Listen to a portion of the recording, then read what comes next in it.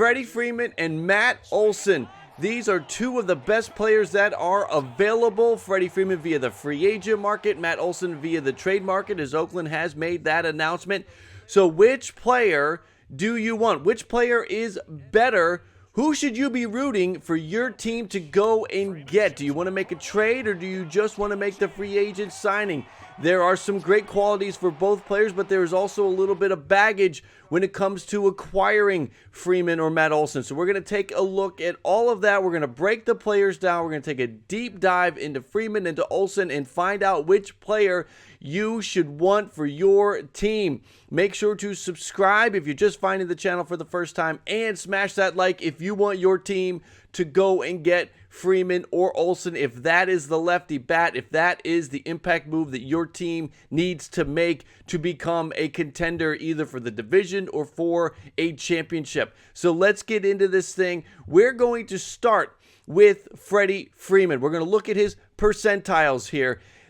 Listen, you'll love it. There's lots of red. All right, the average exit velo we focus on, 87th percentile. The hard hit rate, 77th percentile. Love that. The barrel rate, 77th percentile. And what is important, we've seen some players where you got red for those areas and then it goes blue for the K rate, the walk rate, and the whiff rate, and it doesn't do that for him. He's still one of the better players in the league when it comes to K rate and walk rate.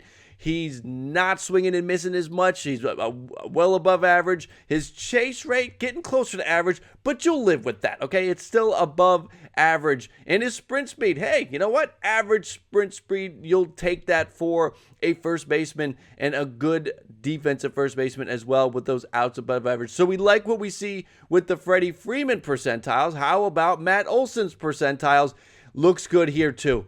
Again, that average exit velo, 87th percentile. The hard hit rate, the barrel rate. We love seeing 80-plus percentile across Major League Baseball. And like Freeman, the K rate, the walk rate doesn't suffer. The swing and miss, okay, the swing and miss is getting a little bit closer to average, but the chase rate is better with that 76th percentile, so you'll take that. Not as good of a glove in 2021 as Freddie Freeman, but still, Matt Olson has delivered a couple of gold gloves in his career. So when we analyze these percentiles, when we take a look at Freeman's percentiles and we take a look at Olson's percentiles, they're pretty even. It's pretty close. Neither of them are striking out a ton. They're walking a fair amount. They're hitting the ball hard. They're making contact. They're barreling the ball up. All of that is important. Nice, well-rounded approach. Nice, well-rounded hitters. Both of them are. So what has it turned into from a statistical standpoint? Let's take a look at that next. Freddie Freeman's stats throughout his career, it led him to the MVP in 2020. He's been in the MVP conversation, receiving MVP votes for the better half of his career. You got to think that what you got in 2021 is a good, safe bet for the next couple of years. A 30-homer guy, a 900 OPS hitter. That's what he has been. Sometimes a little bit better than that, right? The 1100 in 2020, the 989 in 2017. So he can reach above and get a little bit more than just that 896 or anything in that range. He can get up well into the nines. He's done that. So Freddie Freeman, you'll love that. You'll love the power. Interestingly, from a 2021 standpoint, really surprised to see the doubles come down. 25 doubles in 2021. Just a side note. 23 in 2020. 25 in 2021. Kind of a random footnote there for Freddie Freeman. But you'll love what Freddie Freeman does. You'll love what he gives you. He's really taken that barrel rate and that good K rate, walk rate, all of that, and turned it into the numbers on the field. A 300 hitter, a 900 OPS guy. You love that. Let's look at Matt Olson's stats next. And Matt Olson doesn't have the same longevity, which can be a good thing with that age, being younger, but he has just become a home run monster. This guy could lead the league in home runs one day. 39 last year, 36 in 2019, 14 in the pandemic-shortened season. Gold Glover back in 18 and 19. A durable player, 162 games in 18, 156 games this past year, 60 out of 60 in 2020. I get the 2019. He did spend some time on the IL in 2019, 127 games. But 3 out of the last 4 seasons, he's played the majority of the season, and you like that. There are free agents that are out there, highly regarded free agents that are out there, that cannot say that. Matt Olson has done a good job of staying on the field. And again, that power is great, and his batting average does not suffer. He does not sacrifice. You look at Joey Gallo. Joey Gallo's power, he'll get you 40 home runs, but he's going to hit 210. You do not have that situation with Matt Olson. So you like that. And, both of them being lefty bats, that is a highly valuable attribute right now. There's a lot of teams, a lot of contending teams, the Blue Jays, the Yankees too, that come to mind real quick, that need lefty bats. That's why they are both, they both have been mentioned with Freeman. Olson certainly would be a fit for the Yankees.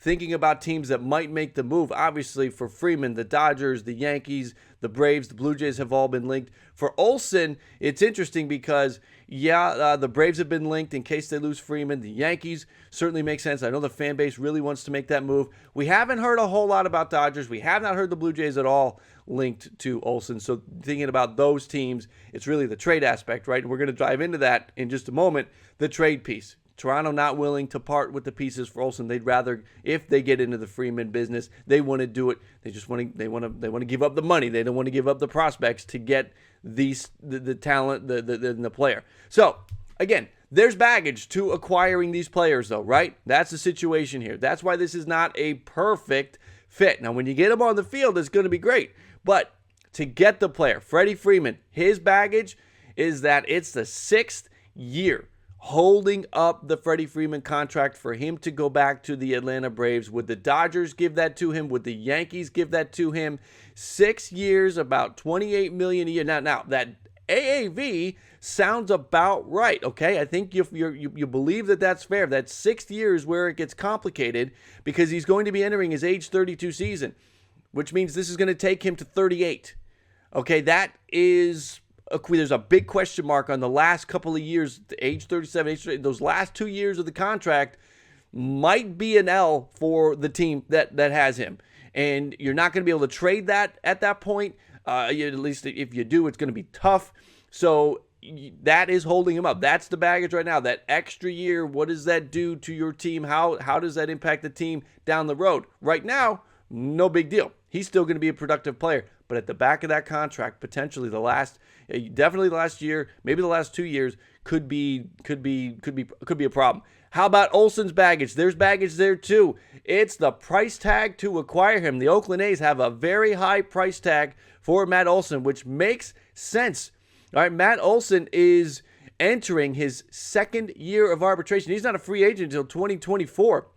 So you have a relatively team-friendly price tag in terms of the dollar amount that you like, but you're going to have to give up some good prospects because Oakland knows that they have a stud in Matt Olson. So what do they want back? They want the equivalent of that back in prospects. So you're going to have to give up something good. You're probably going to be looking at 2 top 10 prospects, maybe a major league talent as well. So, the teams that have been linked to Matt Olson, Atlanta, New York, other teams that make sense for Matt Olson, teams like Milwaukee and maybe Philly, you got to give up a lot to get Matt Olson. And do you want to do that? And how does that impact the team moving forward if you take out a couple of prospects? Because there's no guarantee that after the arbitration that you're going to re-sign him. He could test the open market. He could go do what Seager did to the Dodgers, where you think like this guy's going to be with your team for a long time, but I'm going to go test the open market, get wowed by another team, and bolt. So giving up those prospects, for a guy that maybe, listen, you love the age right now, you love the team-friendly contract, but he could be gone. So that is the baggage with Olson, is the asking price from Oakland, and that might not change. That might not change. Even after Freddie Freeman's off the board, you could say that Oakland is in a better position to negotiate a trade because now the teams that are coming to Oakland, they can say, all right, yeah, you know what? What else you got? What are your other options? Anthony Rizzo, maybe, okay. But what are your other options for first base? Matt Olson, my guy, is the best guy for you to get. So you're going to have to give me something. It would almost be better to try to get the Olson trade now. But you can see the hesitations that teams are going to have for that if they think they can still get Freddie Freeman. So let's look at the tail of the tape. Positives for Freeman.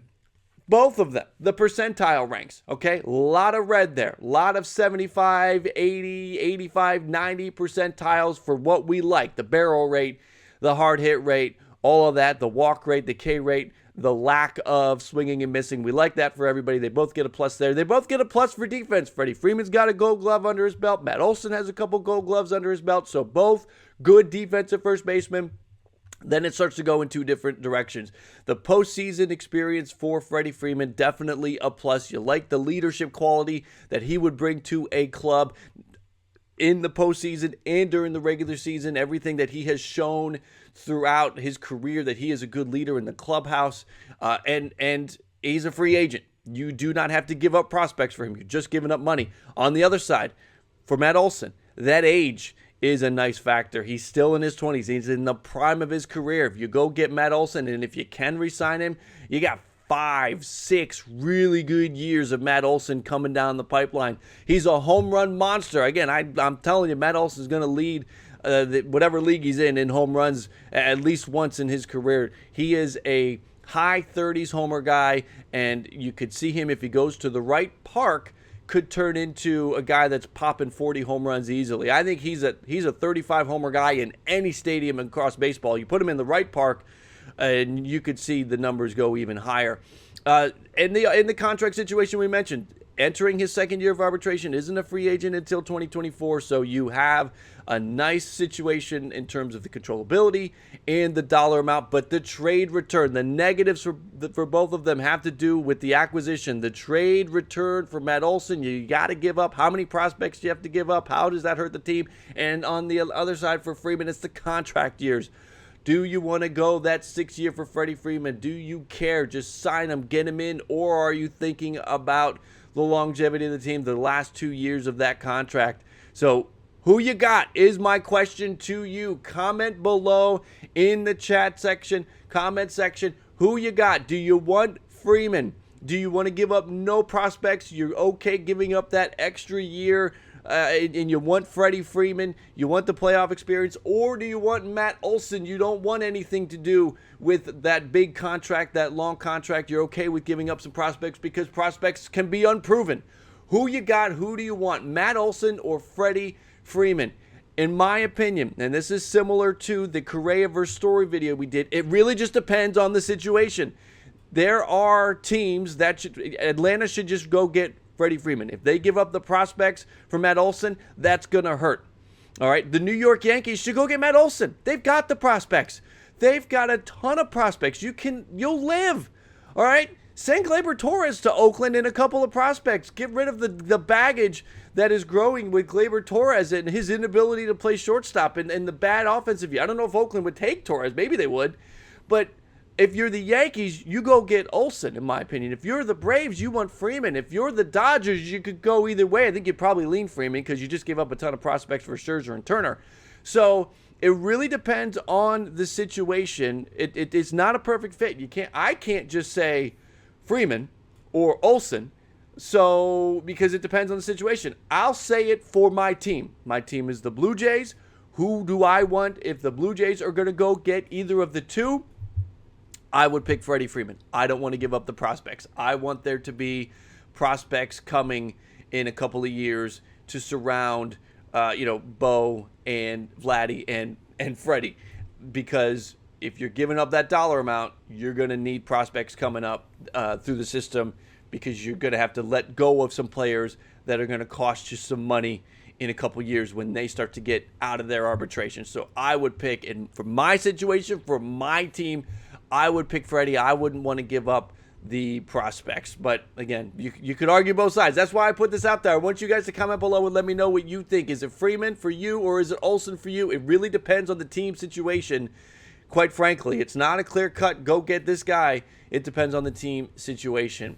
Comment below, let me know what you think. And again, if you just find the channel for the first time with this video, I appreciate you being here. Make sure to subscribe, stay close to the channel. Smash that like if you want your team to get at least one of these guys. Make sure to do that. I appreciate you spending some time with the channel. Ballcap Nation, I appreciate you. Again, make sure to hit that like, Ballcap Nation, to grow Ballcap Nation. Remember, we talk about it, those likes puts it in the YouTube algorithm, and it goes. And if we're getting a bunch of likes on this, I'll keep doing these versus videos. So if you want me to keep doing the versus videos, hit the like. A ton of reasons to hit the like. Again, I appreciate you guys spending some time on the channel. I will add some links to some of my other off-season content that I have done recently here for you to check out now. And as always, thank you for watching my video.